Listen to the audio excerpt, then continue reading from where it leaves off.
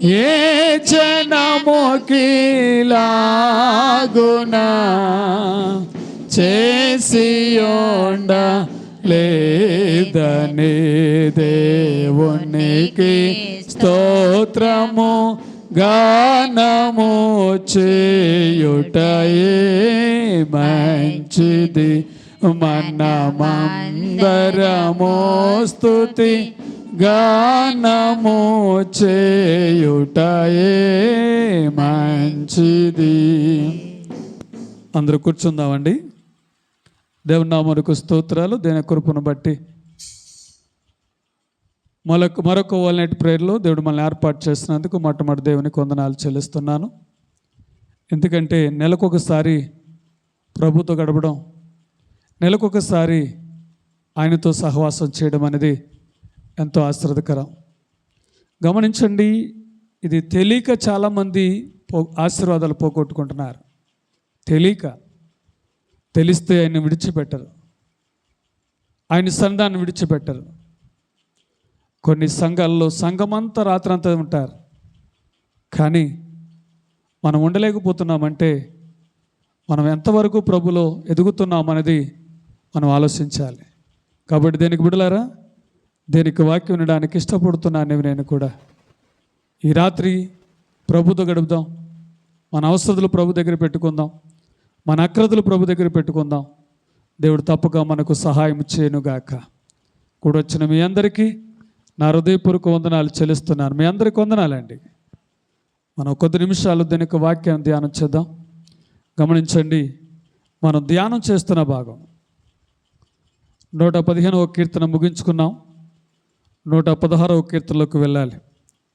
116వ కీర్తనలో 19 చరణాలు ఉన్నాయి, చాలా విలువైన మాటలు. గమనించండి, ఇక్కడ మొదటి వచనం కానించి గమనించండి 19వ వచనం వరకు మనం ధ్యానం చేస్తూ ఉంటే ఆయన మన జీవితంలో ఎటువంటి కార్యాలు చేస్తాడనేది అందులో కనపడుతూ ఉంటుంది. యెహోవా నా మొరను నా విన్నపమును ఆలకించి ఉన్నాడు కాగా నేను ఆయనను ప్రేమించుచున్నాను. ఆయన నాకు చెవియెగ్గెను కావున నా జీవితకాలమంతయు నేను ఆయనకు మొరపెడుదును. మరణ బంధకములు నన్ను చుట్టుకుని ఉండెను, పాతాళపు వేదన నన్ను పట్టుకుని ఉండెను, శ్రమయు దుఃఖము నాకు కలిగెను. అప్పుడు యెహోవా దయచేసి నా ప్రాణమును విడిపింపుమని యెహోవా నామమును బట్టి నేను మొరపెడితిని. యెహోవా దయాళుడు నీతిమంతుడు, మన దేవుడు వాత్సల్యత గలవాడు, యెహోవా సాధువులను కాపాడువాడు. నేను కృంగి ఉండగా ఆయన నన్ను రక్షించాను. నా ప్రాణమా, యెహోవా నీకు క్షేమం విస్తరింపజేసి ఉన్నాడు, తిరిగి నీ విశ్రాంతిలో ప్రవేశింపుము. మరణముండి నా ప్రాణమును, కన్నీళ్లు విడవకుండా నా కనులను, జారి పడకుండా నా పాదములను నువ్వు తప్పించున్నావు. సజీవులున్న దేశంలో యెహోవా సన్నిధిని నేను కాలము గడుపుతాను. నేను అలాగూ మాట్లాడి నమ్మిక ఉంచితిని. నేను మిగుల బాధపడిన వాడను, నేను తొందరపడిన వాడనై ఏ మనుషుడును నమ్మదగిన వాడు కాడనుకొంటిని. యెహోవా నాకు చేసిన ఉపకారములన్నిటికీ నేను ఆయనకేమి చెల్లింతును. రక్షణ పాత్రను చేత పట్టుకుని యెహోవా నామమున ప్రార్థన చేసేదను. యెహోవా నా మొరకుబడులు చెల్లించను. ఆయన ప్రజలందరి ఎదుటనే చెల్లించదను. యెహోవా భక్తుల మరణము ఆయన దృష్టికి విలువగలది. యెహోవా, నేను నిజముగా నీ సేవకుడను, నీ సేవకురాలు కుమారుడై ఉన్నాను. నువ్వు నా కట్లను విప్పి ఉన్నావు. నేను నీకు కృతజ్ఞత అర్పణలు అర్పించదను. యెహోవా నామమున ప్రార్థన చేసేదను. ఆయన ప్రజలందరి ఎదుటను యెహోవా మందిరపు ఆవరణములలోను యెరూషలేమా నీ మధ్యను నేను యెహోవాకు నా మొరకుబడులను చెల్లించదను. యెహోవాను స్తుతించుడి. దేవుని యొక్క సంగమా, దేవుని యొక్క వాక్యం ఉండడానికి వచ్చిన నీవు నేను కూడా ఈ 116వ కీర్తన ఎవరు రాశారో ఎవరికి తెలియదు. కానీ ఇందులో ప్రార్థన అనేది కనపడుతుంది. రెండవది మొర కనపడుతుంది. మూడవది విన్నపములు కనపడుతున్నాయి. ప్రార్థన అంశాలు, ప్రార్థనలు ఎన్ని రకాలు ఉన్నాయని చెప్పుకున్నాం. ప్రార్థనలు ఎన్ని రకాలు ఉన్నాయండి? ప్రార్థన, అంశ ప్రార్థన, ధ్యాన ప్రార్థన, ఇంకా మొర్ర అనేది మనకు కనపడుతుంది.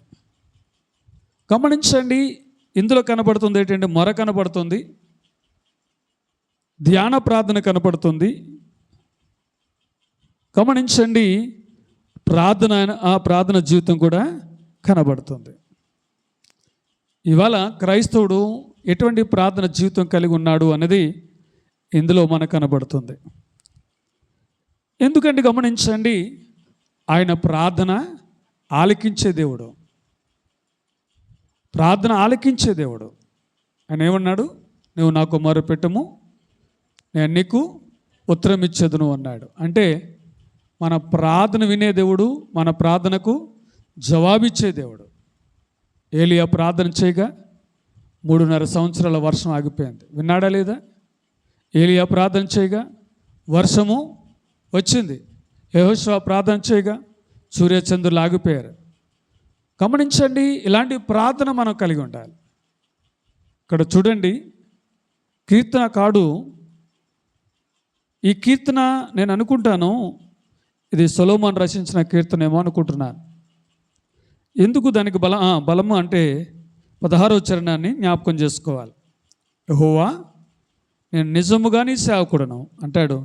నీ సేవకుడను నీ సేవకురాలి కుమారుడై ఉన్నాను అన్నాడు.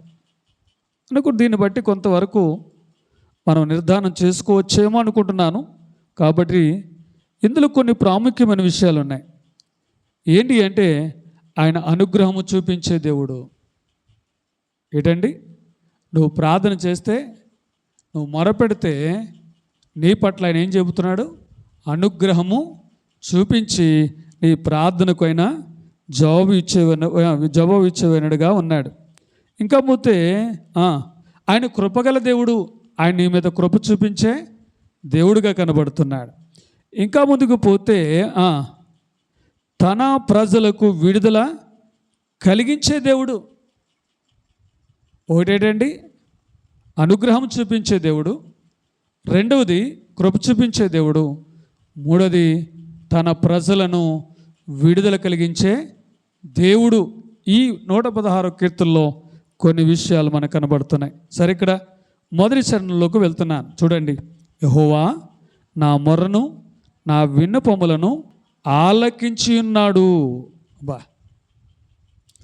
అంటే ఇప్పుడు గమనించండి, ఇతడు ఎటువంటి ప్రార్థన చేస్తున్నాడు అంటే మార్కు సువార్తలోకి వెళ్తే అటువంటి ప్రార్థన చేస్తున్నాడు. మార్కు సువార్తలోకి వెళ్దామా? మార్కు సువార్త తీయండి. అక్కడ ఏం కనబడుతుందంటే యేసు ప్రభువారు ఎటువంటి ప్రార్థన చేయమన్నారో అక్కడ తేటగా కనబడుతుంది. యేసు ప్రభువారు చెప్పిన మాటలు జ్ఞాపకం చేసుకుందాం.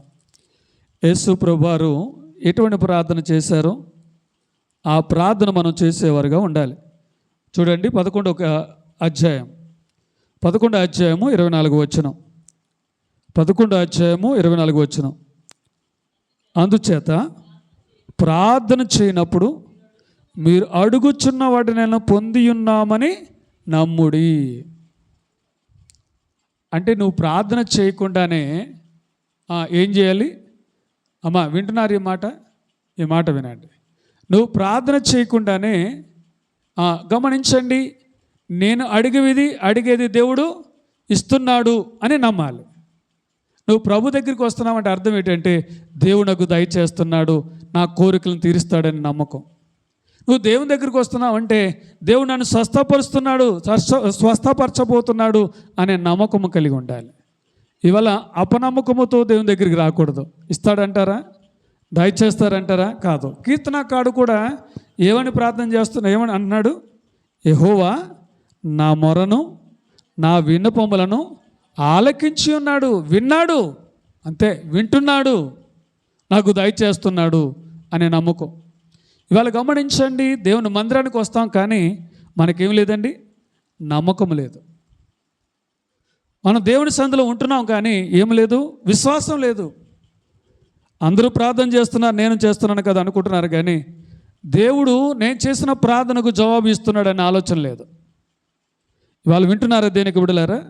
ఇక్కడ మనం చూసినట్లయితే అంటున్నాడు, ఎంత విశ్వాసం చూడండి, నా మొర్రను నా విన్నపములను ఆయన ఆలకించున్నాడు.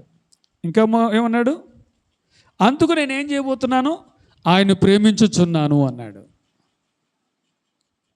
కీర్తనకాడు అంటున్న మాటలు చూడండి. నేను ఆయనను ప్రేమించడానికి కారణం ఏంటంటే ఆయన చేసిన ప్రార్థన వింటున్నాడు. నేను మొర పెట్టడం, నేను పెట్టే మొర ఆయన ఆలకించుతున్నాడు. కాబట్టి నేను ఏం చేస్తున్నాను, ఆయన్ను ప్రేమించుచున్నాను. అంటే అర్థం ఏంటి? ఆయన మాట వింటున్నాను అన్నాడు. ప్రేమించడం అంటే అర్థం ఏంటి? ఆయన మాట వినటమే, ఆయన ఆజ్ఞలను గైకొనుటయే దేవుని ప్రేమించుట అని యోహాను రాసిన పత్రిక 5వ అధ్యాయంలో మనకు కనబడుతుంది. గమనించండి, ఆయన ఆజ్ఞలను గైకొనుటయే దేవుని ప్రేమించుట. అంటే మనం దేవుని ప్రేమిస్తున్నామంటే అర్థం ఏంటంటే ఆయన మాట వినడమే. అంటే ఇప్పుడు గమనించండి, ఎప్పుడు మనము దేవుని యొక్క మాట విన్నట్లయితే ఆయన మన ప్రార్థన వింటాడు, మన ప్రార్థనకైనా జవాబిస్తాడు. ఇవాళ గమనించండి, చాలామంది అంటూ ఉంటారు, అయ్యా నేను చాలా ఒక హైదరాబాద్లో ఒక అమ్మాయి ఉంది, ఒక ఆవిడ ఉంది, పెద్ద ఆవిడే, ప్రిస్కిల్ అని ఒక ఆవిడ అంటది, అయ్యా నేను ఎంతకాలం ప్రార్థన చేసినా, ఎంతో కన్నీటితో ప్రార్థన చేస్తున్నాను, జవాబు రావట్లేదని. ఇవాళ గమనించండి, 2 రోజుల క్రితం భద్రాచలంలో 2 కుటుంబాలు పరిచయమైనాయి. 2 కుటుంబాలు పరిచయమైనాయి. వాళ్ళు ఈ మధ్య కాలంలో ప్రభు నమ్ముకున్నారంట. వాళ్ళకి నా నెంబర్ ఎలాగిందో నాకు తెలియదు. వాళ్ళకి నా నెంబర్ ఎలాగెళ్ళదో, నా నెంబరు ఎవరిచ్చారో కూడా తెలియదు. అర్ధరాత్రి ఇక్కడ ఫోన్ చేశారు వాళ్ళు, నేను ఎత్తలేదు, ఎందుకంటే నిద్రపోయాను నేను. 1 గంట 2 అట్ట సమయంలో ఫోన్ చేశారు వాళ్ళు, నేను ఎత్తలేకపోయాను. ఎత్తలేకపోతే తెల్లారిక చూశాను, ఇదేవరి కొత్త నెంబర్ లాగా ఉందని చేస్తే వాళ్ళు అంటున్నారు, అయ్యా భద్రాచలం నుంచి ఫోన్ చేస్తున్నాం, మా అన్నయ్య చావు బ్రతుకులో ఉన్నాడు, నీళ్ళు కూడా దిగట్లేదు, ట్యాబ్లెట్ ఎలాగేస్తున్నామంటే నీటిలో కరిగించేస్తుంటే ఏదో కొంచెం దిగుతుంది కానీ మొత్తంగా దిగట్లేదు, చాలా ప్రమాదంలో అని ఆ చెల్లి ఎంతో ఏడుస్తుంది. నేనన్నాను, ప్రార్థన చేద్దాం, దేవుడు బాగు చేస్తాడు. దేవుని స్తోత్రం. ప్రార్థన చేస్తాం, దేవుడు బాగు చేస్తాడు. అంటే మనము దేవుని యందు విశ్వాసం ఇస్తే, మనం దేవుని యందు నమ్మకం ఉంచుంటే నీ అన్నగారు బాగుపడతాడు, అన్నం తింటాడు, మామూలు మనిషి అయిపోతాడు. ఎంత గొప్ప సంగతి అండి. వాళ్ళు అన్నారు, ఈ మధ్య కాలంలోనే ప్రభు నమ్ముకున్నామండి, ప్రభునందు విశ్వాసం ఉంచామండి అని చెప్తుంటే నేను అన్నాను, ప్రభు నమ్ముకోవడం కాదు, నమ్మడం వేరు, విశ్వసించడం వేరు. యేసు ప్రభువారు బాగు చేస్తాను నమ్మకం నీకు ఉందా? నా నెంబర్ నీకు ఎవరు ఇచ్చారో నాకు తెలియదు, దేవుడే ఇచ్చాడేమో, నా నెంబర్ నాకు తెలియదు. కానీ మీకు అసలు నాకు భద్రాచలంలో ఎవరున్నారో నాకు తెలీదు. వాళ్ళు నాకు నా నెంబర్ ఇచ్చారంటే, ఇప్పుడు నువ్వు ప్రార్థన చేయబోతున్నానంటే నేను అన్నాను, సాయంకాలం లోపల ఆయన నీళ్లు త్రాగుతాడు, అంతేకాదు ఆయన జావ కూడా తాగుతాడు అన్నాను. దేవుని స్తోత్రం. అనేటప్పటికీ ఆశ్చర్యపోతున్నారు, ఇదేంటి సాయంకాలం వాళ్ళ హాస్పిటల్కి వెళితే కొన్ని వేల రూపాయలు ఖర్చు పెట్టారంట. ఖర్చు పెట్టినా ఎటువంటి ప్రయోజనము లేదు అనుకున్నారంట. నీళ్ళు కూడా దిగుతలేదంటే ఇంకా ఆయన ఏమవుతాడు? చనిపోతాడు. అక్కడ ఉన్న వాళ్ళందరూ కూడా పక్క ఆవిడ చెప్తుంది, ఆయన చనిపోతాడు అనుకున్నామండి అని. ఎందుకు ఈ మాట చెప్తున్నా అంటే, నా విశ్వాసం ఏంటి, నేను ప్రార్థన చేస్తే చనిపోయే వ్యక్తి కూడా ఏమవుతాడు? బ్రతుకుతాడు. దేవుని స్తోత్రం. ఎందుకంటే నా ప్రార్థన, నా విజ్ఞాపన ఆయన ఆలకించేవాడు. నేను ఆయన ప్రేమిస్తున్నాను కాబట్టి ఆయన ప్రార్థన వింటాడని నేను ఆ విశ్వాసంతో ప్రార్థన చేయడం ప్రారంభించాను. నూనె తెమ్మన్నాను, నూనె రాశారు, చేతులుంచమని ప్రార్థన చేశారు. అమ్మ కొంచెం తాగాయి అన్నాను, కొంచెం తాగలిగాడు. నేను అన్నాను, మధ్యాహ్నం కల్లా ఇంకా నువ్వు తాగుతావు, సాయంత్రం కల్లా నువ్వు ఇంకా తాగుతావు అని చెప్పాను. ఆయన మధ్యాహ్నం ఫోన్ చేసేటప్పుడు అన్నాడు, అయ్యా ఇంక కొంచెం తాగలిగాను అన్నాడు. సాయంకాలం ఫోన్ చేసేటప్పటికి అన్నాడు, ఇవాళ సోడిజావే తాగేసాను అన్నాడు. దేవుని స్తోత్రం. ఎంత గొప్ప దేవుడు అండి మన దేవుడు. మన ప్రార్థన విన్నాడా లేదా? తెల్లారిదప్పటికి ఇడ్లీ తిన్నాడంట, మధ్యాహ్నానికి భోజనమే చేస్తాడంట. డాక్టర్ చేయలేని పని దేవుడు చేశాడు. దేవుని స్తోత్రం. బా, నేను ఆశ్చర్యపోయానండి. అక్కడ వాళ్ళు కూడా ఆశ్చర్యపోయారు. గమనించండి, దేవుడు అద్భుతం చేశాడు కదా. నిన్న ఉదయం చేశారు, మధ్యాహ్నం చేశారు, సాయంకాలం చేశారు. ఇవాళ అసలు చేయడమే మానేశారు వాళ్ళు.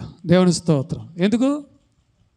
ఎందుకు మరణాపాయస్థుల నుండి దేవుడు తప్పించాడు, ఆయుస్సును ఆరోగ్యాన్ని ఇచ్చాడు కాబట్టి ఇంకా దేవుడు అవసరం లేదు. ఆ పక్క ఇంకో ఆవిడ తీసుకుందంట. ఆ పక్క ఆవిడ పేరు సుగుణమ్మ. ఇవాళ వినండి, ఆవిడ అంటుంది, అయ్యా కొన్ని ఎందుకంటే ₹1,00,000 అప్పు అయిపోయినాయ్యా, చీరల వ్యాపారం పెట్టే అప్పులు అయిపోయాను, ఇవ్వాల్సిన వాళ్ళు ఇవ్వలేదు, ప్రార్థన చేయండి అంతే.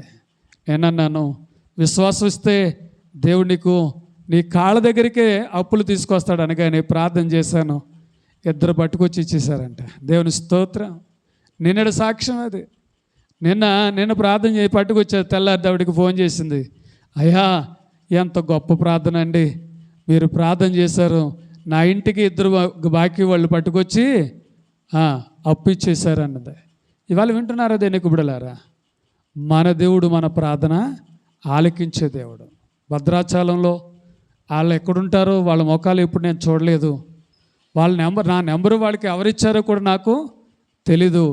ఎవరిచ్చారమ్మా అంటే వాళ్ళిచ్చారు వీళ్ళు ఇచ్చారని చెప్తున్నారు తప్ప వాళ్ళు నాకు తెలిసిన వాళ్ళు మాత్రము కాదు.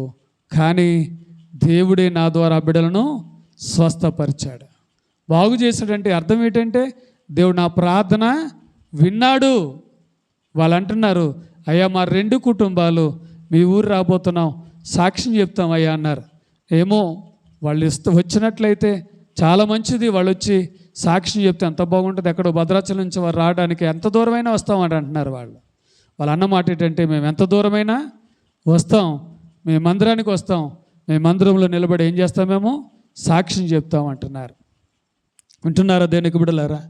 ఎందుకు అంటే దేవుని బిడ్డలైన మనము మన విశ్వాసం ఏంటంటే, నేను ప్రార్థన చేస్తే దేవుడు నా ప్రార్థన వింటాడు అనే నమ్మకం ఉండాలండి. ఇవాళ నమ్మకం లేని ప్రార్థన చేస్తాం, మనం విశ్వాసం లేని ప్రార్థన చేస్తాం.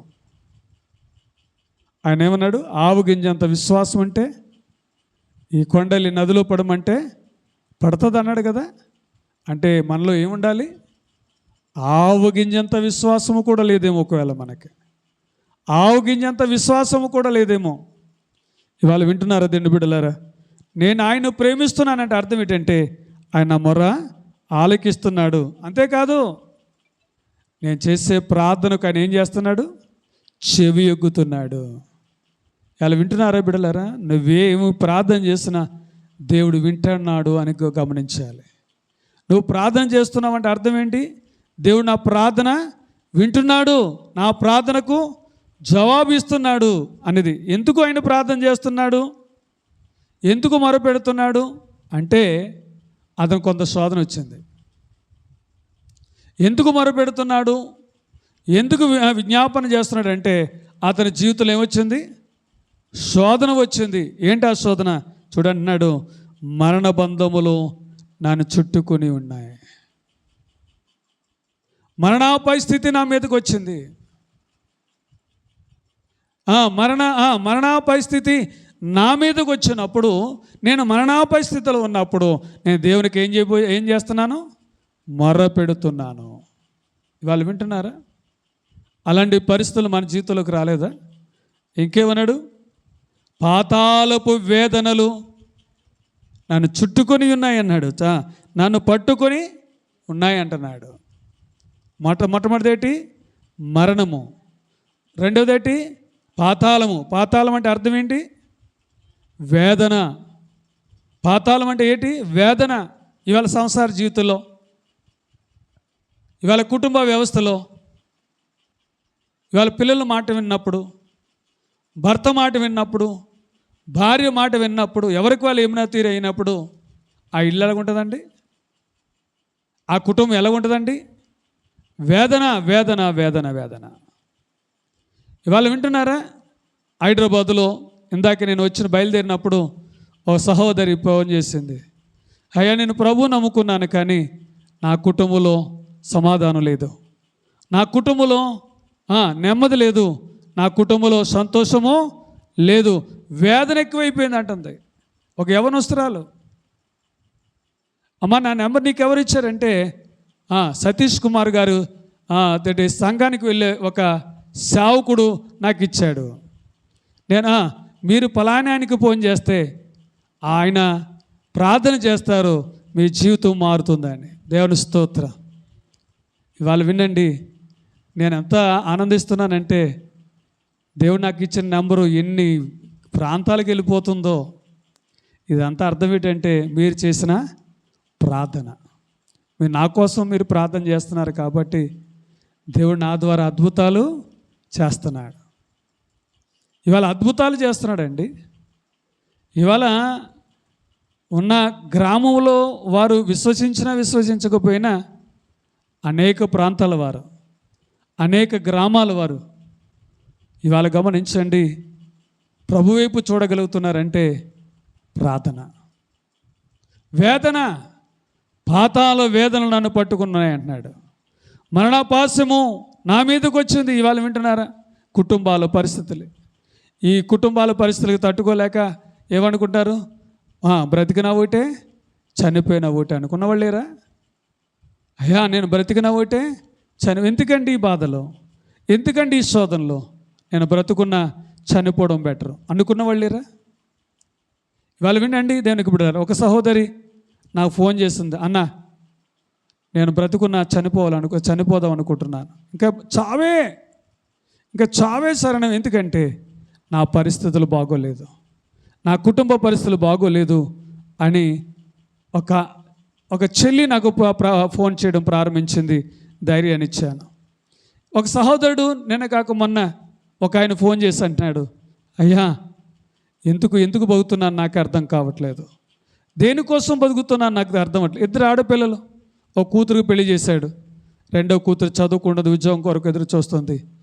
ఆయన అంటున్నమాట, అయ్యా చావొత్తే చనిపోవాలనుకుంటున్నాను, ఈ బాధలు అనిపించే కన్నా నేను చనిపోవడం బెటర్ అనుకుంటున్నాను, కాబట్టి నా కొరకు ప్రార్థన చేయండి. ఇవాళ వినండి, కుటుంబంలో ఉన్న సమస్యల కొరకు, కుటుంబంలో వస్తున్న శోధనల కొరకు ఇవాళ మానవులు అనుకుంటాం, తట్టుకోలేక ఏమనుకుంటున్నారు? చనిపోవాలి అని అనుకుంటున్నాడు. ఎందుకు వచ్చింది శోధన? దీన్ని తట్టుకోలేను, టెన్షన్ ఎక్కువైపోతుంది కాబట్టి బ్రతికిన కన్నా చనిపోవడం బెటర్ అనుకుంటున్నాడు. ఆ సహోదరు అనుకుంటుంది, ఈ ఇబ్బందులు ఎక్కువైపోతున్నాయి కాబట్టి బ్రతుకున్న కన్నా చనిపోవడం బెటరు. ఎందుకంటే వేదన ఎక్కువయ్యాక, బాధలు ఎక్కువయ్యాక ఏమనుకుంటారు? బ్రతుకున్న చనిపోవడం. చూడండి, యోబు దగ్గరికి వెళ్దాం. యోబు గురించి తెలుసు కదా మీకు. ఆస్తి పోయింది, బిడ్డలు పోయారు, కడకరకు ఏం పోయిందండి? ఆరోగ్యం కూడా చెడిపోయింది. ఆరోగ్యం కూడా చెడిపోయాక భార్య వచ్చింది. ఎందుకంటే భార్య ఎటువంటి జీవితాన్ని అనిపించింది? సుఖాన్ని అనిపించింది. ఎటువంటి కలిమని జీవితంలో ఎరగదు. కారణం ఏంటంటే వాళ్ళు బహు ఆస్తిపరులు కాబట్టి, సుఖానుభవం కలిగి ఉంది కాబట్టి, బాధ వచ్చేటప్పటికి ఏమనిపించిందంటే ఈ బ్రతుకే కన్నా చనిపోవడం బెటర్ అనుకుంది. ఇవాళ సుఖాన్ని కోరుకున్న వాళ్ళు ఉన్నారు కానీ బాధలు కోరుకున్న వాళ్ళు లేరు. ఇవాళ శ్రమలు కోరుకున్న వాళ్ళు లేరు. ఇప్పుడు అంటుంది, భర్త దగ్గరికి వచ్చి అంటుంది, దేవునికి ఏం మేలు చేశాడయ్యా, దేవుని దూషించి చనిపోరదా అంతే. ఎందుకు ఈ బ్రతుకులు, ఎందుకు ఈ జీవితం? చనిపోవడం బెటర్ కదా. ఇవాళ వింటున్నారా? ఇవాళ అనేక మంది స్థానిక ఆవేశం వల్ల అనేక మంది ప్రాణాలు పోగొట్టుకుంటున్నారు, ప్రాణాలు తీసుకుంటున్నారు. ఇవాళ శోధన వచ్చిందని, బాధలు వచ్చిందని చనిపోయి సంతోషం కలిగిందని బ్రతకాలంటే మన ఇష్టమేనా? ఇవాళ గమనించండి దేవుని బిడ్డలారా, శోధన వచ్చింది కాబట్టి ఏమవుతుంది? శోధన వచ్చింది కాబట్టి చనిపోవాలి. ఎందుకు వచ్చింది? జీవితంలో చనిపోవాలి. సంతోషం కలిగితే బ్రతకాలి. అది నీ ఇష్టం కాదు, ఇది నా ఇష్టం కాదు. ఇవాళ గమనించండి, నువ్వు సంతోషాన్ని ఎంత భరిస్తావో శోధన కూడా అంత సమపాలుగా నువ్వు భరించాలి, నేను భరించాలి. ఇవాళ అనేక సార్లు క్రైస్తవులు మనం ఏం చేస్తున్నాం? తొట్టిల్లిపోయే పరిస్థితుంది. ఇవాళ గమనించండి, ఈ కీర్తనకారుడు ఎందుకు దేవునికి మొరపెడుతున్నాడు? ఎందుకు దేవునికి విజ్ఞాపన చేస్తున్నాడంటే అతని జీవితంలో ఏమొచ్చింది? వేదన వచ్చింది. వేదన, తట్టుకోలేంత వేదన, తట్టుకోలేని వేదన వచ్చింది. ఇవాళ గమనించండి, ఆ వేదనలో ఏమనుకున్నాడు? ఇంకా చనిపోతాం బెటర్ అనుకున్నాడు. ఈ వేదనలు అనుకున్నది ఏంటంటే, ఇంకా నేను చనిపోతేనే బెటరు, నేను బ్రతుకున్న కన్నా చనిపోవడమే బెటరు, ఈ జీవితం జీవించే కన్నా నేను చనిపోవడం బెటరు. ఇలా అనుకుంటలేదు మనం? భర్త మాట విన్నప్పుడు, పిల్లల మాట విన్నప్పుడు ఒక్కొక్కసారి మనకి ఏమనిపిస్తుంది? ఇసుకొచ్చేసి ఏమనిపిస్తుంది? వాళ్ళ చావాన్ని కోరుకుంటాం, మన చావైనా కోరుకుంటాం. ఇది మంచిదేనా క్రైస్తవ బిడ్డలైన మనము? ఇంకా ముందుకు పోతే ఏమన్నాడు? శ్రమయు దుఃఖము నాకు కలిగెను అన్నాడు.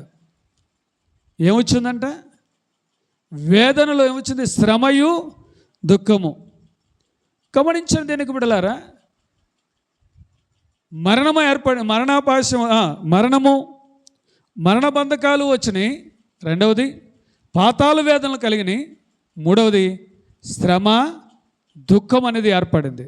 ఇవాళ వింటున్నారా? గమనించండి దేనికి బిడ్డలారా, ఒక భక్తుడు అన్నాడు, ఏమన్నాడు? నాకు నానా విధమైన శోధనలు వచ్చినప్పుడు నేను బహుగా ఆనందం అని ఎంచుకున్నాను అన్నాడు. అంటే శ్రమలను జయించేవారుగా ఉండాలి, శ్రమలను తట్టుకున్న వారుగా ఉండాలి.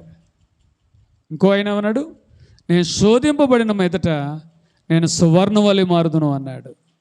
అంటే శ్రమలు ఆహ్వానించే వ్యక్తిగా కనబడుతున్నాడు. బిడలారా, ఈ రాత్రి కాల సమయంలో ఇవాళ గమనించండి, శ్రమ దుఃఖము పాతాళ వేదనలు నిన్ను ముట్టుకున్నప్పుడు చనిపోదాం అనుకుంటున్నావా? వాటికి ఎదురు నిలబడదాం అనుకుంటున్నావా? శ్రమయు దుఃఖము పాతాళ వేదనలు నిన్ను ఆవరించి ఉన్నప్పుడు ఎందుకు వచ్చిన జీవితంలో అనుకుంటున్నావా? వాడిని ఎదిరించేవారుగా ఉన్నావా? యాకోబు ఏమన్నాడు తను రాసిన పత్రికలో? ఏమన్నాడు? 1:12 ఏమన్నాడు? గమనించి, శోధన సహించేవాడు ధన్యుడు అంటూ ఏమన్నాడు? అట్టివాడు శోధనకు నిలిచినవాడే అన్నాడు. పారిపోయేవాడా నిలిచినవాడా? అట్టివాడు శోధన జయించేవాడు ధన్యుడు అన్నాడు. ఆ ధన్యుడు ఏం చేస్తున్నాడు? శోధనకు నిలిచినవాడే అనే మాట జ్ఞాపకం చేస్తున్నాం. అంటే గమనించండి, శోధన వచ్చినప్పుడు పారిపోయినవాడు క్రైస్తవుడు కాదు, తొట్టిల్లిపోయేవాడు క్రైస్తవుడు కాదు, కృంగిపోయేవాడు క్రైస్తవుడు కాదు. ఇవాళ గమనించండి, నీ మట్టుకు దేవుడు నాతో మాట్లాడుతున్నాడు. కొన్ని సందర్భాల్లో నేను కృంగిపోతున్నాను, కొన్ని సందర్భాల్లో తొట్టిల్లిపోతున్నాను, కొన్ని సందర్భంలో నాకు నేనే నిర్ణయాలు తీసేసుకుంటున్నాను. ఈ రాత్రి ప్రభు నాతో మాట్లాడుతున్నాడు. ఇవాళ నీవే కొన్ని సందర్భాల్లో తొట్టిల్లిపోతున్నావు, కొన్ని సందర్భాల్లో నిరసించిపోతున్నావు, కృంగిపోతున్నావు. ఈ కొన్ని సందర్భంలో నీవే నిర్ణయాలు తీసేసుకుంటున్నావు. అలాంటి సందర్భంలో ప్రభు నీతో మాట్లాడుతున్నాడు. శోధనకు నిలిచిన వారుగా ఉండాలి క్రైస్తవుడు. దేవుని స్తోత్రం చెప్పండి. శోధనకు ఏమై ఉండాలి? నిలిచిన వాడిగా ఉండాలి. శోధనకు నిలిచిన వాడిగా ఉండాలి. ఎప్పుడు నిలుస్తావంటే నీలో ప్రార్థన జీవితం ఉన్నప్పుడే. ఎప్పుడు నిలుస్తావంటే నీలో గమనించండి ప్రార్థన జీవితం ఏర్పడినప్పుడే, ఆయనతో సహవాసం చేసినప్పుడే ఏ శోధన వచ్చినా నువ్వు భయపడవు. యోబు ఏమన్నాడు? యెహోవా ఇచ్చెను, యెహోవా తీసుకొని పోయెను, యెహోవా నామమునకు స్తుతి కలుగునుగాక. దేవుని స్తోత్రం. నిలబడ్డా తొట్టిల్లిపోయాడా? నిలబడ్డా కృంగిపోయాడా? నిలబడ్డాడు. శోధన వచ్చిందని కృంగిపోలేదు, శోధన వచ్చిందని తొట్టిల్లిపోలేదు, శోధన వచ్చిందని ఇవాళ గమనించండి ప్రాణాన్ని తీసుకోవడానికి ఇష్టపడలేదు, నిలబడ్డాడు. ఇవాళ ఎందుకు అంటే గమనించండి, యోబులో ఏముందంటే ప్రార్థించే అలవాటు కలిగి ఉన్నాడు. ఆయన ప్రార్థన జీవితం కలిగి ఉంది కాబట్టి ఆయన ఎప్పుడు లేచాడు అంటే ఎప్పుడు లేచాడు? చీకటితో అరుణోదయ కాలంలోనే లేచేవాడంట. లేచి తన కొరకు తన పిల్లల కోసం బలర్పించేవాడంట. దేవుని స్తోత్రం చెప్పండి. అంటే పిల్లల పట్ల ఎంత బాధ్యత కలిగి ఉన్నాడు చూడండి యోబు. ఒకవేళ హృదయంలో వాళ్ళ పాపం చేశారేమో అనుకుని వాళ్ళ కొరకు ఉదయకాలమే లేచి తన పిల్లలను తన కుటుంబాన్ని సిద్ధపరిచి వాళ్ళు బలు అర్పించడానికి వెళ్ళారంటే ఇవాళ గమనించండి, వారు ఉదయకాలమే లేచిన వెంటనే వాళ్ళు ఎవరి వైపు చూస్తున్నారు? దేవుని వైపు చూస్తున్నారు. అలాంటప్పుడు వాళ్ళకి శోధన వచ్చినా, బాధలు వచ్చినా, ఇబ్బందులు వచ్చినా, మరణాపాయ స్థితి వచ్చినా యోబు తొట్టిల్లిపోలేదు, నిలబడ్డాడు. కాబట్టి రెట్టింపు ఆశీర్వాదాలు పొందుకున్నాడు. దేవుని స్తోత్రం. ఇవాళ గమనించండి. సో అందుకే కదా బైబిల్ మాట, కీడు వెనుక మేలు దాగి ఉంది. ఇవాళ శోధింపబడుతున్నావు అంటే రేపొద్దున నువ్వు ఆశీర్వదింపబడుతున్నావు అనకి లెక్క. నువ్వు ఇవాళ శోధింపబడుతున్నావు అంటే అర్థం ఏంటంటే రేపు నువ్వు సంతోషిస్తున్నావు అన్నది గుర్తెరగాలి. ఇవాళ గమనించండి, ఇవాళ సంతోషాన్ని భరించగలం కానీ శోధన భరించలేం. అక్కడికి వెళ్ళి చెప్పేసుకుంటాం, ఎక్కడికి వెళ్ళి చెప్పుకుంటాం, అక్కడ ఏడుస్తాం, ఇక్కడ ఏడుస్తాం. ఏడవడానికో లేకపోతే బాధపడ్డానికో శోధన రప్పించలేదు. నిలబడాలి, నువ్వు క్రైస్తవురాలుగా నిలబడాలి. శోధన వస్తుంది కాబట్టి నువ్వు నిలబడాలి. అక్కడ దేవుని సందులో నిలబడాలి. ప్రార్థన వీరులుగా ఉండాలి. ప్రార్థన వీరులుగా ఉంటే దేవుని జీవితంలో గొప్ప కార్యాలు చేస్తాడు. ఇవాళ గమనించండి, మరణ బంధకాలు చుట్టుకున్నప్పుడు, పాతాల వేదనలు వచ్చినప్పుడు, శోధన వేదన వచ్చినప్పుడు ఆ కీర్తనకాడు ఏం చేస్తున్నాడు? దేవునికి మొరపెట్టేవాడుగా ఉన్నాడు. అంటే బాధలు వచ్చినప్పుడు, శోధనలు వచ్చినప్పుడు, వేదన వచ్చినప్పుడు, మరణ బంధకాలు వచ్చినప్పుడు ఎవరి వైపు చూస్తున్నాడు? దేవుని వైపు చూస్తున్నాడు. దేవుని స్తోత్రం చెప్పండి. ఏదైనా మనకైనా అవసరం అనుకోండి, ₹1 అవసరం అనుకోండి, లేకపోతే ఒక ₹1000 అవసరం అనుకోండి, లేకపోతే ఒక 10,000 అవసరం అనుకోండి, మనం ఎవరి వైపు చూస్తాం? ఇచ్చిన ఎవరిస్తారా, ఎవరిని అడగాల అని అడుగుతాం. అవును, అంతేనా? అలాగే చూస్తామా? మనకి రూపాయలు అవసరం, ఏం చేస్తాం? ఎవరిస్తారా, ఎవరిని అడగాల, ఏ విధంగా అడగాలని ఎదురు చూస్తూ ఉంటాం. కానీ నువ్వేం చేయాలి? దేవుని వైపు చూడాలి. దేవుడు సమస్తాన్ని ఇస్తాడు. ఒక సాక్ష్యాన్ని మీతో పంచుకున్నాను, మరలా జ్ఞాపకం చేస్తాను. నా దగ్గర ₹100 ఉన్నాయి. పాస్టర్ గారికి తెలుసు. ఎందుకంటే ఆ ₹100 నా దగ్గర ఏమీ లేవు, రూపాయి కూడా లేదు. అప్పుడు నేను కాన్వెంట్లు విడిచిపెట్టాను. గమనించండి, నా భార్య ఉద్యోగాన్ని విడిచిపెట్టింది. ఇవాళ చాలా ఇబ్బందులు పడుతున్న ఒక్కరు ₹100 ఉన్నాయి. గమనించండి, మా ఇంటికి సేవకుడు వచ్చాడు. సేవకుడు వచ్చి ప్రార్థన చేస్తానంటే ఏం చేయాలి? ఒట్టి చేతిలో పంపాలా? నా భార్య అంది, ఒక ₹50 ఇచ్చి ఒక ₹50 ఉంచండి అంది. నా మనసు అంటుంది ₹100 ఇచ్చే. నా మనసు చెప్తుంది ₹100 ఇచ్చేమా. నా భార్య అంటుంది, ఈ ₹100 ఇచ్చేస్తే మళ్ళీ అయితే ఏం తెచ్చుకోవడానికి వీలు లేదన్నప్పుడు ₹100 ఇచ్చేసాను. ఆవిడ మాట వినలేదు, ₹100 ఇచ్చేసాను.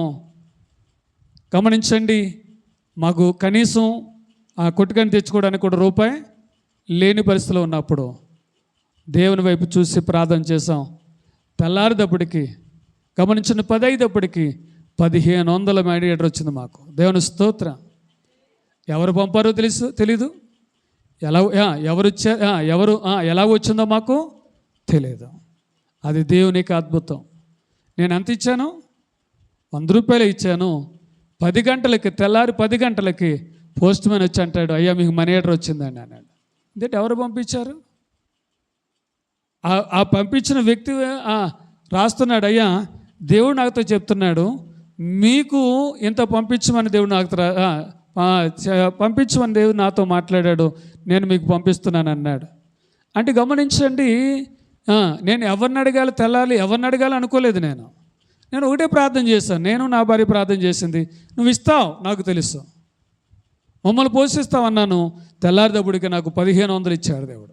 అంటే దేవుని వైపు చూశాను కాబట్టి దేవుడు నన్ను చిగ్గుపరచలేదు. అదే నాన్న వాళ్ళు వింటున్నారా? దేవునికి బిడ్డలారా, మనుషుల వైపు చూస్తే మనుషులు సిగ్గుపరుస్తారు, కానీ దేవుని వైపు చూస్తే దేవుడు సిగ్గుపరచడు. నీకు బాధలు వచ్చినాయి, ఆ బాధలలో నీ పక్క వ్యక్తి చెప్పుకున్నావు అనుకో, వాళ్ళు వింటారు, రేపొద్దున ఎగతాళి చేస్తారు. నీకేదైనా ఇబ్బందులు వచ్చినాయి, ఆ ఇబ్బందుల కోసం నీ పక్క వాళ్ళకి చెప్పుకున్నావు అనుకో, వాళ్ళు ఆ క్షణంలో వింటారు, అవసరం వచ్చినప్పుడు ఏమంటారు, నిన్ను ఎగతాళి చేయడమే కాదు నిన్ను దెప్పుతారు. అవసరమా? నీ దేవుడు నేను ఎగతాళి చేసే దేవుడు. ఆ రోజు అది ఇచ్చాను, ఈరోజు ఇది ఇచ్చాను, ఈరోజు ఇది పెట్టాను అని దెప్పే దేవుడు మాత్రమో కాదు. నీకేదైనా శోధన వచ్చినప్పుడు, నీకేదైనా దుఃఖకరమైన సంగతులు వచ్చినప్పుడు, వ్యాధులు వచ్చినప్పుడు, ఒకవేళ ఈ బ్రతికే కన్నా చనిపోతాం బెటర్ అనుకున్నప్పుడు నువ్వెవరి వైపు చూడాలి? దేవుని వైపు చూడు. అధికారుల వైపు కాదు, మనుషుల వైపు కాదు, స్నేహితుల వైపు కాదు, రక్త సంబంధుల వైపు కాదు. నువ్వు చూసేది ఎవరి వైపు? దేవుని వైపు చూడాలి. దేవుడి వైపు చూస్తే, దేవుని వైపు చూసి నువ్వు ప్రార్థించినట్లయితే దేవుడు ఆ ప్రార్థన వింటాడు. ఆ ప్రార్థనకు నీకు ఏం చేస్తాడు? జవాబిస్తాడు. చూడండి, దీనికి బిడ్డలారా, ఇక్కడేమన్నాడు? 4వ వచనం ఏమన్నాడు చూడండి. అప్పుడు ఎప్పుడు గమనించండి, నాకు శ్రమ వచ్చినప్పుడు, నేను దుఃఖపడినప్పుడు, పాతాల వేదన నన్ను చుట్టినప్పుడు, నన్ను పట్టుకున్నప్పుడు, ఈ బ్రతికే కన్నా చనిపోవాలనుకున్నప్పుడు నేను ప్రార్థన చేయగా, దేవుని వైపు చూడగా, దేవుడు నాకు ఏం చేశాడంట? ఏమని ప్రార్థన చేశాడంట? ఆ ప్రార్థనలో ఒక అంశం పెట్టాడు. యెహోవా, దయచేసి నా ప్రాణమును విడిపింపుము. ఎక్కడి నుంచి విడిపించాలి? శ్రమల నుండి. ఎక్కడి నుంచి? దుఃఖము నుండి. ఎక్కడి నుంచి? వేదన నుండి. ఎక్కడి నుంచి?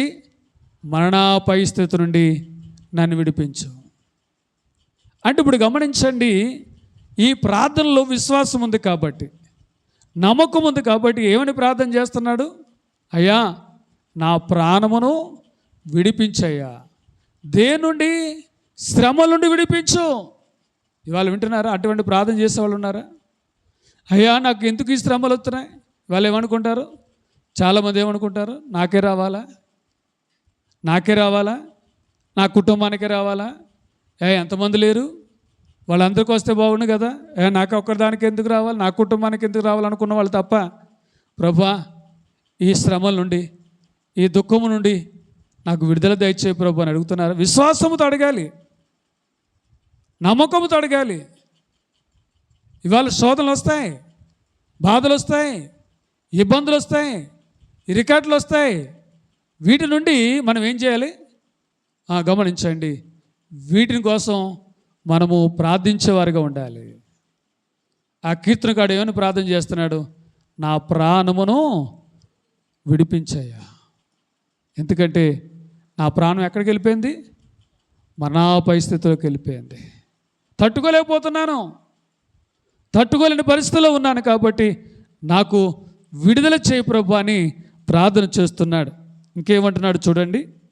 యెహోవా, నామును బట్టి నేనేం చేశాను? ఇవాళ ఏ నామును బట్టి ప్రార్థన చేసేవాళ్ళు ఉన్నారు? ఎంత మంచి మాట అండి ఇక్కడ. యెహోవా నామును బట్టి నేను ప్రమారు పెట్టాను. వేరే ఆలోచన నాకు లేదు, వేరొక తలంపు నాకు లేదు. నేను ఆయన నామం నమ్ముకున్నాను, ఆయన నామం ఎందు విశ్వాసం ఉంచాను కాబట్టి నేను ఆయనకు మొరపెట్టాను. అప్పుడు నాకేం చేశాడు? ఆయన చెవి యొగ్గాడు. నా ప్రార్థనకు ఆయన ఏం చేశాడు? ఆలకించి ఉన్నాడు. యెహోవా నామమున ప్రార్థించేవారిగా ఉండాలి. ఇవాళ వింటున్నారా? ఇవాళ దేవునికి వాక్యం ఉంటున్నా నువ్వు నేను కూడా. ఇవాళ నువ్వు నోరు తెరిస్తే ఆయన పేరే తలంచేవారుగా ఉండాలి. కళ్ళు తెరిస్తే ఆయన నామను చూసేవారుగా ఉండాలి. అప్పుడే నువ్వు చేసే ప్రార్థనకు ఆయన జవాబు ఇవ్వబోతున్నాడు. ఈ రాత్రికాల సమయంలో బిడ్డలారా, ఏ విషయంలో కురుంగిపోతున్నారయ్యా?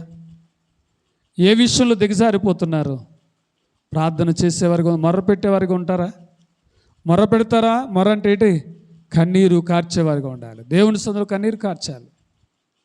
దేవుని సన్నిధిలో విజ్ఞాపన చేసేవారుగా ఉండాలి. ఇవాళ కానీ గమనించండి, నేను నా కుటుంబం కూడా దేవుని సన్నిధిలో విజ్ఞాపన, మీ అందరి కొరకు నేను ప్రార్థన చేస్తూ ఉంటాను. నేను ఒకటే ప్రార్థన చేస్తాను, ప్రభువా నా బిడ్డలు నాకంటే వాళ్ళు ఉన్నతమైన స్థితిలో ఉండాలి, నాకంటే వాళ్ళు బాగుండాలి, నాకంటే వాళ్ళు సమాధానంతో ఉండాలి, నాకంటే వాళ్ళు సంతోషంతో వాళ్ళ జీవితాలు గడపాలి ప్రభు అని ప్రార్థన చేస్తాను. నేను వారి క్షేమాన్ని కోరుకుంటున్నానయ్యా, వారి బాగోగులు కోరుకుంటున్నాను కాబట్టి తప్పక వారిని జ్ఞాపకం చేసుకో ప్రభు అని దేవుని సందులో మొరపెడతాను, విశ్వసిస్తాను. అహో నా బిడ్డలను తప్పకుండా ఆయన రక్షిస్తాడు, కాపాడుతాడనే విశ్వాసం నాలో ఉంది. కాబట్టి దేనికి బిడ్డలారా, దేవునికి వాక్యం ఉంటున్నాం. ఏ శోధన వచ్చినా, ఎటువంటి దుఃఖకరమైన విషయాలు వచ్చినా, లేకపోతే ఎటువంటి వ్యాధన వచ్చినా, ఎటువంటి మరణాంతకరమైంది ఏర్పడినా కానీ గమనించండి దేనికి బిడ్డలారా, ఏం చేయాలి? దేవుని సందులో మొరపెట్టేవారిగా ఉండాలి. ఏమని ప్రార్థన చేయాలి? యెహోవా నా ప్రాణాన్ని విడిపించు, శోధన నుండి విడిపించు, దుఃఖం నుండి విడిపించు, వ్యాధి నుండి విడిపించు. గమనించండి, మరణాపాయ స్థితి నుండి నన్ను విడిపించు ప్రభు అని ప్రార్థన చేసేవారిగా ఉండాలి.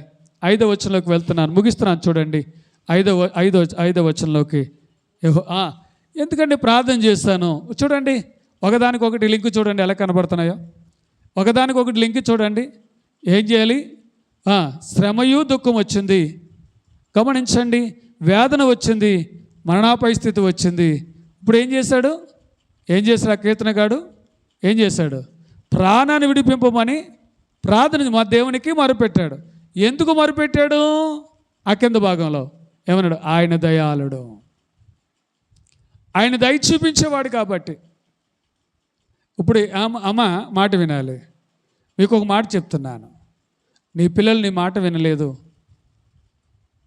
వాళ్ళు శ్రమ అనుభవించారు, వాళ్ళని ఇంటికి వస్తే వాళ్ళ మీద దయ చూపిస్తావా, చూపించవా? నేను కాదని వెళ్ళిపోయారు, మరలా వచ్చారు, వాళ్ళ మీద దయ చూపిస్తావా? నువ్వు కన్నా బిడ్డలు కాబట్టి ఏం చేస్తావు? దయ చూపిస్తావు. తప్పైన కుమారుడు ఉన్నాడు, కుమారుడు మీతో చెప్తున్నాను, నా ఆస్తి నాకు ఇమ్మని పంచుకుని వెళ్ళిపోయాడు. ఏం చేశాడంట? దుర్వ్యాపారం ద్వారా తన యొక్క ఆస్తిని ఏం చేసుకున్నాడు? పోగొట్టుకున్నాడు. అన్నీ పోగొట్టుకున్న తర్వాత, జాగ్రత్త వినమ్మా, వినాలి. పోగొట్టుకున్న తర్వాత ఏమీ లేదు. ఎలా వచ్చాడండి? ఏమీ లేని వాడిగా వచ్చాడు, రిక్తుడిగా వచ్చాడు. ఏ మాట జాగ్రత్త వినాలి మనము. రిక్తుడిగా వచ్చిన తర్వాత తండ్రి ఏం చేశాడు? ఉన్నదంతా పట్టుకుపోయాం, నీకేం చేయను, ఇంకేమి ఇవ్వను అనలేదు, దయ చూపించాడు. ఏం చేశాడు? మంగళవాడిని తీసుకొచ్చాడు, చౌరం చేయించాడు, ఇంకేం చేయించాడు? స్నానం చేయించాడు. తర్వాత ఏం చేయించాడు? వస్త్రాలు తొడిగించాడు. తర్వాత జోడు తొడిగించాడు, ఉంగరం పెట్టాడు, సింహాసనం మీద కూర్చోబెట్టాడు. అక్కడున్న వారందరికీ ఏం చేశాడు? విందు చేశాడు. దేవుని స్తోత్రం. ఎంత దయాళుడు అండి మన దేవుడు కూడా, మన తండ్రి కూడా దయాళుడే. ఒకప్పుడు నువ్వు తొట్టిల్లిపోయినా, ఆయన మాట వినకపోయినా, ఆయన మాట పెడచెవిని పెట్టినా, నువ్వు మళ్ళా ప్రభు దగ్గరికి వచ్చి, ప్రభువా నాకు సహాయం చే ప్రభు అని అడుగు, నన్ను ఆదుకో ప్రభు అని అడుగు. ఆయన దయ చూపించేదేడు. అందుకనే 103వ కీర్తనలో ఏమన్నాడు? నా ప్రాణమా యెహోవాను సన్నిధించుము, నా అంతరంగమున సమస్తమా ఆయన పరిశుద్ధ నామమును సన్నిధించుము. నా ప్రాణమా యెహోవాను సన్నిధించుము, ఆయన చేసిన ఉపకారములో దేనిని మరువకమని ఎందుకు చెప్పాడు మాట? ఎందుకన్నాడు మాట అంటే 8వ చరణంలోకి వెళ్ళాలి, 103:8లోకి వెళ్ళాలి. అక్కడ ఏమన్నాడు? యెహోవా, చూడండి 8వ చరణం ఏమన్నాడు? చూడండి 103:8. యెహోవా దయా దాక్షములు గల పూర్ణుడు. దేవుని స్తోత్రం చెప్పండి. ఆయన దయ చూపించేవాడు కాబట్టి అందుకు తన ప్రాణంతో చెప్తున్నాడు, నా ప్రాణమా యెహోవాను సన్నతించుమని. ఇవాళ గమనించండి, నీవు చేస్తున్న ప్రార్థన ఒకవేళ నువ్వు దేవునికి ఇష్టడుగా ఉన్నా లేకపోయినా, ఇప్పుడు దేవుని సందులోకి వచ్చి నీకున్న వేదన బట్టి, నీకున్న శోధన బట్టి, నీకున్న దుఃఖం బట్టి, నీకున్న మరణాపాయ స్థితి నుండి నువ్వు వాటిని బట్టి నువ్వు ప్రార్థన చేస్తున్నావు అంటే అర్థం ఏంటి అంటే, దేవుడు నాకు తప్పకుండా నా మీద దయ చూపిస్తాడు, నా ప్రార్థన వింటాడు, నా శ్రమల నుండి, నా దుఃఖం నుండి, నా వేదన నుండి, మరణాపాయ స్థితి నుండి తప్పిస్తాడనే విశ్వాసం నీలో ఉండాలి. దేవుని స్తోత్రం. ఉంటుందా ఆ విశ్వాసం? చూడండి, ఒకదానికి ఒక లింక్ ఎలా కనబడుతుందో. కింద నుంచి పైకి వెళ్ళాలి మనం, కింద నుంచి పైకి వెళ్ళాలి. యెహోవా నా మొర్ర విన్నపమును చెవియొగ్గడు అంటే అర్థం ఏంటంటే, అంటే ఆయన దయ కలిగిన దేవుడు. ఎటువంటి శోధన వచ్చింది? శ్రమ వచ్చింది, దుఃఖం వచ్చింది, వేదన వచ్చింది, మరణాపరిస్థితి వచ్చింది. అప్పుడు ఏం చేశాడు ఆ కీర్తనకాడు? యెహోవా నామమున ప్రార్థన చేశాడు. ఏమని ప్రార్థన చేశాడు? నా ప్రాణమును విడిపించు నాయన అని ప్రార్థన చేశాడు. చేసేదంతకంటే ఆయన దయగల దేవుడు కాబట్టి ఆయన ఆ ప్రార్థన విన్నాడు. వాటి నుండి ఏం చేశాడు? ఆయన విడుదల చేసినట్లుగా మనం చూస్తున్నాం. ఇంకా అది చూడండి ఏమన్నాడంటే, ఆయన దయాళుడు నీతిమంతుడు, మన దేవుడు వాత్సల్యత గలవాడు. ఆయన ఏం చేయబోతున్నాడు? ఆయన సాధువులను కాపాడబోతున్నాడు. కృంగి ఉండగా ఆయన నన్ను రక్షించెను అన్నాడు. చూడండి, ఇప్పుడు ఆయన దయాళుడు రెండో మాట ఏంటి? ఆయన దయాళుడు రెండో మాట ఏంటి? ఆయన గమనించండి, వినండి. ఆయన దయాళుడు. ఎందుకు దయాళుడు అయ్యాడంటే ఆయన నీతిమంతుడు కాబట్టి. ఆయనలో ఏ దోషం లేదు కాబట్టి, ఆయన నీతిమంతుడు కాబట్టి అనీతిమంతులను మనల మీద ఆయన ఏం చేస్తున్నాడు? దయ చూపిస్తున్నాడు. రెండోది ఆయన ఎలాంటి వాడంట? వాత్సల్యత గలవాడు. ఆయన వాత్సల్యత గలవాడండి. గమనించండి, నీ మీద నా మీద ఆయన ప్రేమ చూపించేవాడు, దయ చూపించేవాడు. కాబట్టి ఏం చేయబోతున్నాడు ఆయన? నేను కృంగి ఉండగా, అప్పుడు చూడండి, ఆయన వాత్సల్య గలవాడు. ఆయన ఏం చేస్తున్నాడు? ఆయన కాపాడుతున్నాడు. ఆయన కాపాడే దేవుడు అండి. వింటున్నాడు. అందుకనే కీర్తనకాడు ఏమంటున్నాడు? యెహోవా నా కాపరి, నాకు లేమి కలగదు. ఆయన కాపరి. ఎందుకండి అలా గమనించండి. నువ్వు ఆయన కాపరిగా చేయగలుగుతున్నావా? అందుకనే యోహాను సువార్తలో అంటాడు, నేను గొర్రెలకు మంచి కాపరి అన్నాడు. ఆయన కాపరి. ఎలాంటి కాపరి? మంచి కాపరి. ఇవాళ వింటున్నారా? ఆయన ఆ కాపరి చేసిన పని ఏంటంటే నేను కాపాడుతూనే ఉన్నాడు. ఆయన్ని కాపాడే దేవుడు. చూడండి 121 కీర్తనలో చూడండి ఎన్ని కాపుదలు ఉన్నాయి. చూడండి 121 కీర్తన చదువుతారా? కాపాడుట అనే మాట ఎన్నిసార్లు ఉంది? చూడండి, చదువుతారా? కొండలతోటి నాకు కొండలెత్తుచున్నాను, నాకు సహాయం ఎక్కడ వచ్చును? యెహోవా నాకు సహాయం కలును. ఆయన భూమి ఆకాశములను సృజించినవాడు, ఆయన నీ పాదము తొట్టినడు. నిన్ను కాపాడువాడు కునుకడు నిద్రపోడు. ఇశ్రాయేలును కాపాడువాడు కునుకడు. ఆయన పై వచ్చిన చదవండి, మళ్ళీ పై వచ్చిన చదువుదాం. పై వచ్చిన ఆయన నీ పాదముతోటి నిన్నాడు, నిన్ను కాపాడువాడు కునుకడు. ఇశ్రాయేలును కాపాడువాడు కునుకడు నిద్రపోడు. యెహోవా నిన్ను కాపాడును. నీ కుడి ప్రక్క నీకు నీడగా ఉండును. పగల ఎండ దెబ్బైనను రాత్రుల వెను దెబ్బలని నీకు తగలదు. ఏ అపాయం లేకుండా యెహోవా నిన్ను కాపాడును. ఆయన నీ ప్రాణమును కాపాడును. ఇది మొదలుకు నిరంతరము నీ రాకపోకలేదు యెహోవా నిన్ను కాపాడు. చూడండి ఎన్నిసార్లు వచ్చిందో కాపాడును కాపాడును కాపాడును కాపాడును కాపాడును. ఎన్నిసార్లు వచ్చిందండి? 6 సార్లు వచ్చింది. నీ వారానికి ఎన్ని రోజులు పని చేసుకోమన్నాడు? 6 రోజులు పని చేసుకోమన్నాడు. ఈ 6 రోజులు పని చేసుకోమన్నాడు. అంటే ఈ 6 రోజులు దేవునికి ఏం చేస్తున్నాడు? ఆయన కాపాడుతూనే ఉన్నాడు.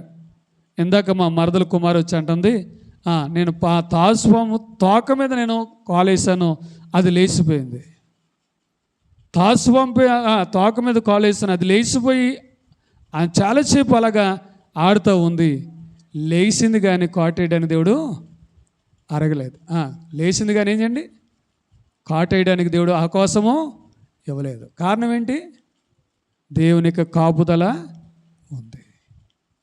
దేవునికి కాపుదల ఉంది, కానీ దేవుడు ఏం చేశాడు? దానికి ఆజ్ఞ వేయలేదు. అందుకన్నాడు, నువ్వు సింహములను నాగుపాములను అనగద్రొక్కెదవు. అంటే గమనించండి, దేవుని యొక్క కాపుదల ఉన్నంతసేపు మనం దేనికి భయపడాల్సిన పని లేదు. ఇవాళ గమనించండి, నిజంగా అది పడగ విప్పింది, నిజంగా దానికి అవకాశం ఉంటే ఏం చేయాలి? కాటు వేయాలి. కానీ చూడండి, దానియేలు సింహం బోన్లోకి వెళ్ళాడు. సింహాల నోళ్ళని దేవుడు ఏం చేశాడు? అవి దగ్గరే ఉంది, అవి దగ్గరే ఉన్నాయి, సింహాల దగ్గరే ఉన్నాయి.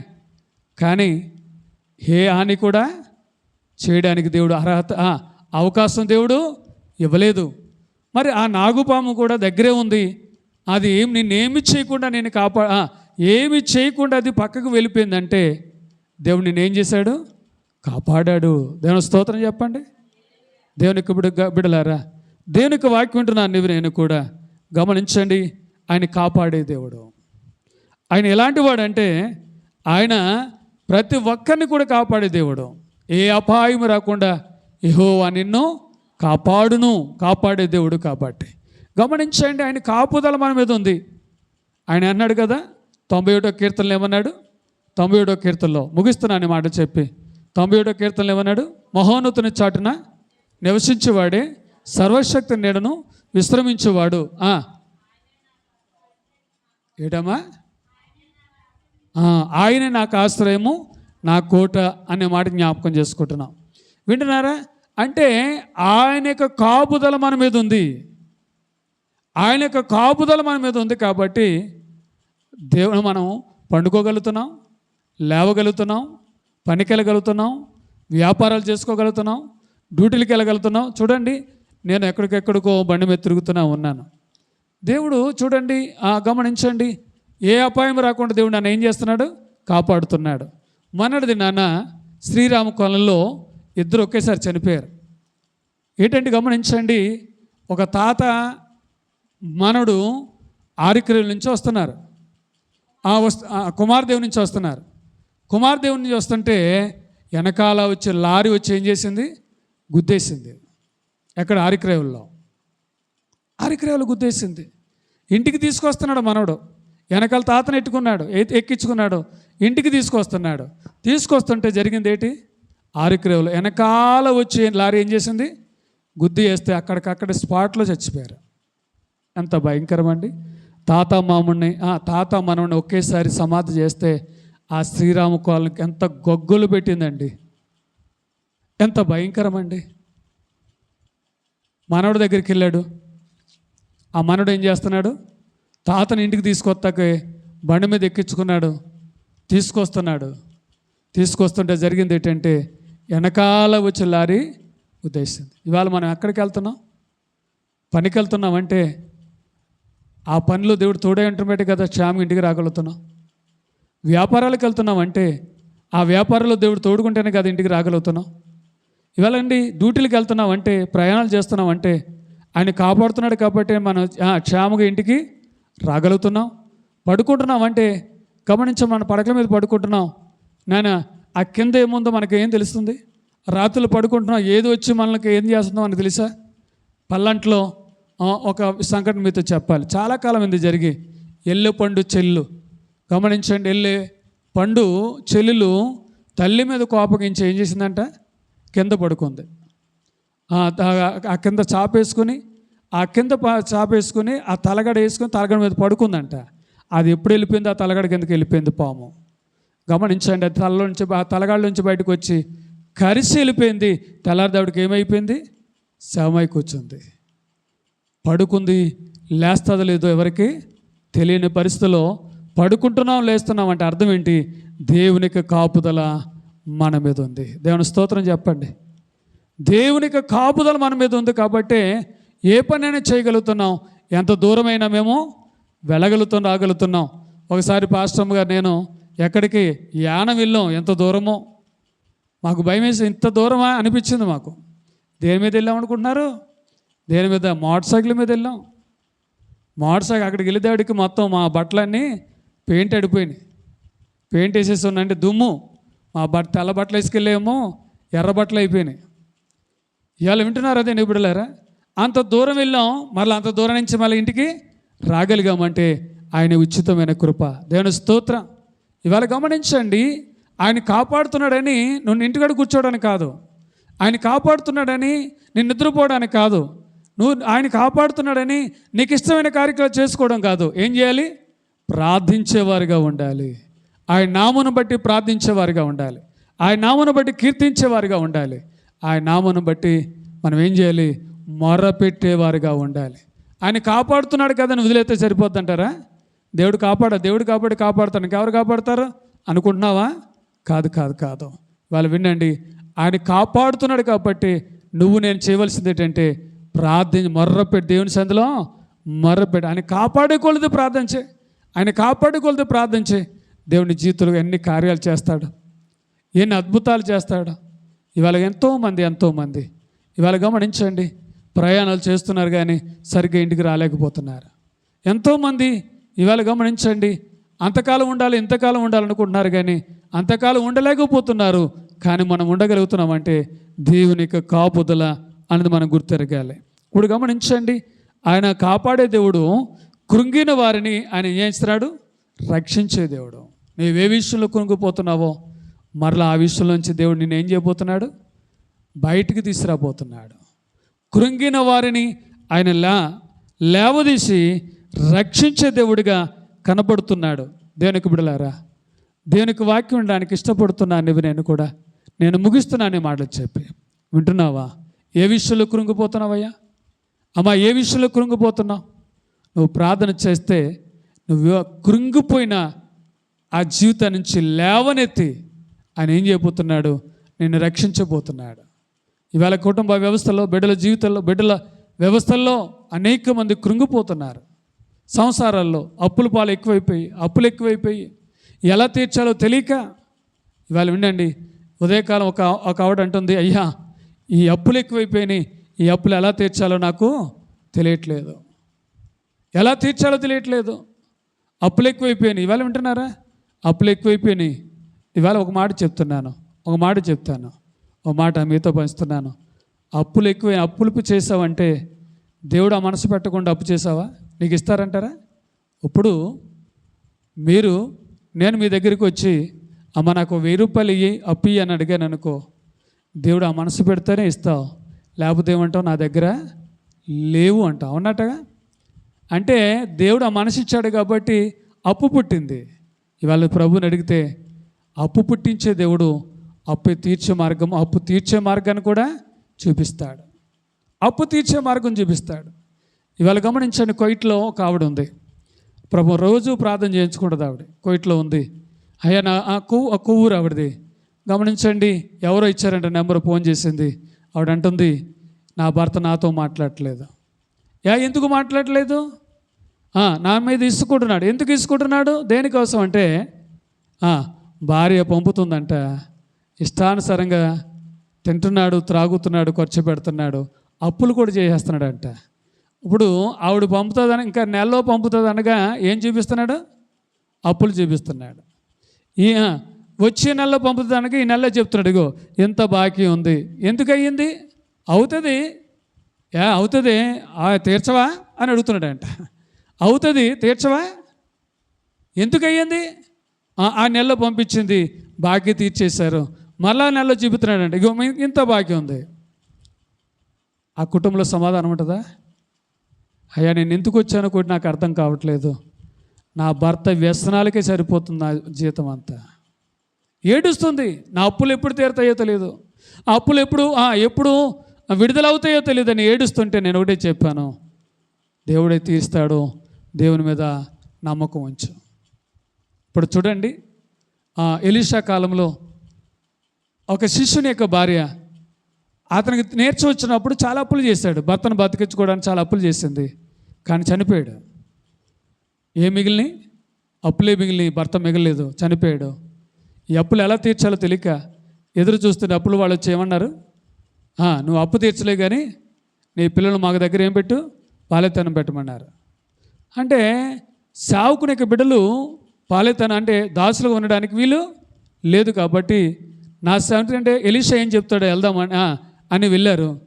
అక్కడ అప్పులు ఉన్నాయి, అప్పులు తీరే మార్గం చెప్పి, నీ దగ్గర ఏముందంటే నూనె కంటే తప్ప నా దగ్గర ఏమీ లేదన్నప్పుడు ఊళ్ళోనికి వెళ్ళి కుండలన్నీ పోజేసి ఇంటిలోనికి వెళ్ళి తలుపేసుకుని, నువ్వు నీ పిల్ల తలుపేసుకుని ఆ నూనె పోయమన్నప్పుడు ఆ కుండల నిండా ఏమైంది? ఆ నూనె నింపబడిన తర్వాత, ఆ దారాగిపోయిన తర్వాత సేవకుడు ఎలీషా దగ్గరికి వెళ్తా అంటాడు, ఆ నూనెను అమ్ముకుని అప్పులు తీర్చుకో. ఎటువంటి మార్గం? వ్యాపారాన్ని చూపించాడు. ఈ వ్యాపారం చేసుకొని ఈ బాకలన్నీ తీరిపోతాయి. ఇవాళ వింటున్నారా? మన దేవుడు అలా చూపించే దేవుడు. ఇవాళ దేనికోసం కృంగిపోతున్నాం? దేనికోసం నువ్వు దిగజారిపోతున్నావో దాంట్లోంచి దేవుడు నేను ఏం చేయబోతున్నాడు, పైకి తీసుకొస్తాడు, నేను రక్షిస్తాడు. కాబట్టి ఈ సమయంలో దేనికి వాక్యం ఉంటున్నాను నువ్వు, నేను కూడా దేనికి వాక్యానికి మనసు పెడుతున్నా. నువ్వు కృంగిపోయేవారుగా ఉండకూడదు. క్రైస్తవులో ఎన్ని అప్పులున్నా ఎన్ని శోధనలున్నా నిలబడు, ప్రార్థన చేయి. దేవుని జీవితంలో గొప్ప కార్యాలు చేస్తాడు. ఆ రీతిగా ఉండడానికి దేవుడు మీకు సహాయం చేయనుగాక. ఆమేన్. దేవుడి మాటలు దీవించి ఆశీర్వదించునుగాక. ఆమేన్. మంచిదండి. ఇంతవరకు మనము వాక్యాన్ని వినడానికి దేవుడు కృప చూపించాడు. ప్రార్థనలకు వెళ్ళాలి కాబట్టి ప్రార్థన చేసేవారిగా ఉందాం. దేవుని కృపను బట్టి 116వ కీర్తనలో మనము 6 చరణాలు ధ్యానం చేయగలిగాం. 1 నుంచి 6 చరణాలు ధ్యానం చేయగలిగాం. 7వ చరణం నుంచి మనము వచ్చేవారు మనం ధ్యానం చేద్దాం. మంచిదండి. ప్రార్థన చేసుకుందాం. ప్రార్థన చేసుకున్న వారిగా ఉందాం. కాసేపు ప్రార్థన